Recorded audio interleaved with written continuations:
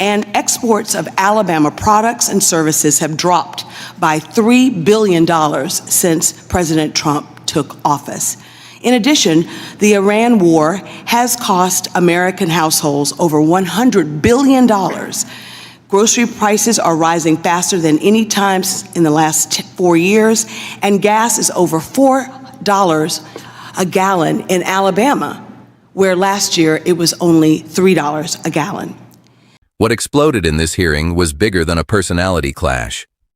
Representative Terri Sewell confronted Treasury Secretary Scott Bessent over a core Trump administration economic claim that the so-called One Big Beautiful Bill would ignite growth, raise wages, and deliver a broad middle-class boom.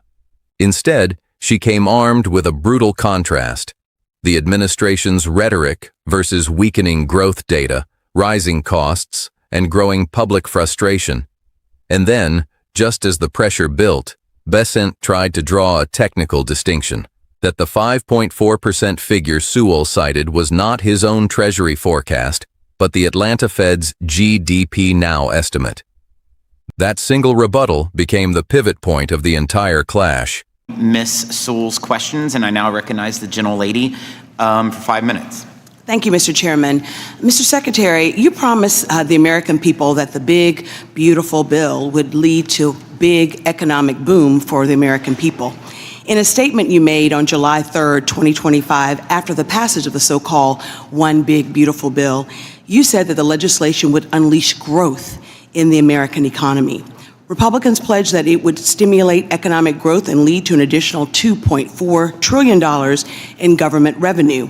However, the most recent GDP data shows that the economy barely grew in the last quarter of 2025 at a rate of only 0.5% and continues to fall below expectations in the first quarter of 2026.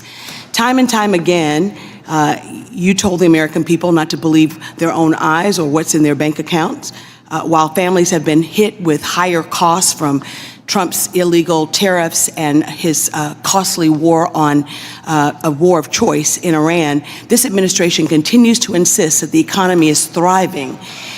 The reality, sir, especially for the folks that I represent in Alabama, is that you forecast a 5.4% growth in GDP for the fourth quarter 2025 and only delivered a 0.5% growth. The reality is that wages have fallen behind rising inflation and that job growth dramatically slowed down since Trump took office. Mr. Secretary, I'm asking you rhetorically the following questions. I ask you, why was your analysis so wrong? And I'm asking you rhetorically, since you've shown yourself not to be able to answer questions on this side. So let me try to answer it. Could it be that Trump's illegal tariff or the cost of the war of choice in Iran were the reasons why your analysis was off? Whatever the reason, I want you to know that the people that I represent in Alabama are hurting under this economy. Prices in Alabama have fallen by 3.6% over last year. Energy prices are up 18%, and exports of Alabama products and services have dropped by $3 billion since President Trump took office. In addition, the Iran war has cost American households over $100 billion. Grocery prices are rising faster than any time in the last 4 years, and gas is over $4 a gallon in Alabama, where last year it was only $3 a gallon. Mr. Secretary, your economy, this economy under this administration is failing the American people, and we can and must do better. My second question, or my second topic I'd like to discuss is what's going on. Sir, I haven't asked you one single question. I will point out Mr. Chairman, I asked to reclaim my time. I'm not asking him a question. I'm stating facts. You're not stating facts, you're stating opinion. Mr. Secretary, Black and brown Americans feel like they are under attack by this administration. President Trump has ordered state legislators across the country to redraw maps to dilute Black political representation. Moreover, Trump has weaponized the DOJ to go after groups like the Southern Poverty Law Center because of the work that they've done to expose white supremacy groups that are often supporters of President Trump. I am asking you, sir, that if the IRS plays a role in these cases, I ask that you ensure that the IRS is not improperly influenced by the president or this administration during the duration of that case, and I trust that you will make sure that that does happen. Lastly, Representative Davis and I sent several letters to the IRS, and I think that Representative Davis, during his questioning of you, asked you about it.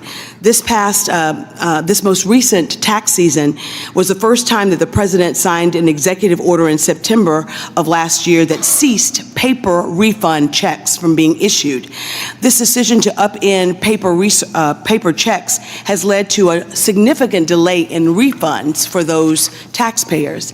And I understand in your response to Mr. Davis, you said that 95% of those that receive their refunds get them electronically. Well, I represent the 5% that do not have access to electronic repayment.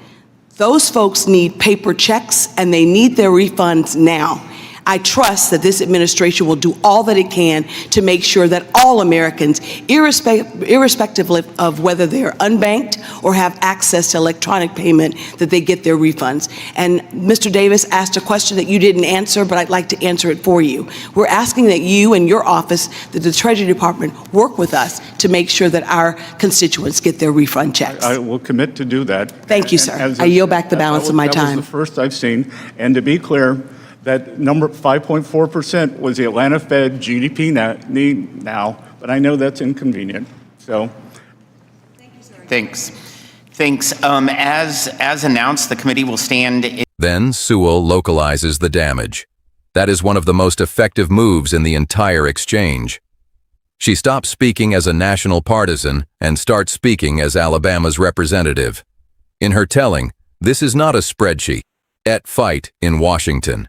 It is a grocery bill in Alabama, a tank of gas in Alabama, families in her district trying to make sense of an economy that keeps being described as strong while essentials keep getting harder to afford. Now, some of the exact numbers she cites in the hearing should be treated as her on-record claims unless separately verified. But there is independent evidence that she has been publicly building an affordability case around groceries, electricity, gas, healthcare, and household costs in her district. That gives her hearing attack a bigger narrative frame than just one sharp exchange. But the exchange does not stop at macroeconomics. Sewell abruptly widens the frame, first into racial politics, then into tax refunds. That shift matters. It shows she is not treating Treasury as a narrow finance institution. She is treating it as part of a larger administration people either trust or do not trust. Her racial justice remarks are clearly political accusations delivered in the hearing, and they should be presented that way, as her allegations on the congressional record. But when she pivots to paper refund checks, the story moves from rhetoric back into administration. Here, there is a clear policy paper trail. Sewell and Representative Danny Davis had already been publicly criticizing Treasury over growing refund delays affecting taxpayers who could not easily receive electronic payments. That means her final minute in the clip lands on something tangible and operational. Not ideology, but whether people can get their money. That final beat is important because it changes the emotional register of the piece. For most of the exchange, this is prosecution, promise, failure, contradiction, deflection. But in the closing seconds, Sewell gets something she can point to. Not an economic concession, but an administrative one. Bessent does not concede her critique of the economy. He does not accept her framing on tariffs, inflation, or the broader political attacks she describes. What he does do is commit, on camera, to work on the refund check issue.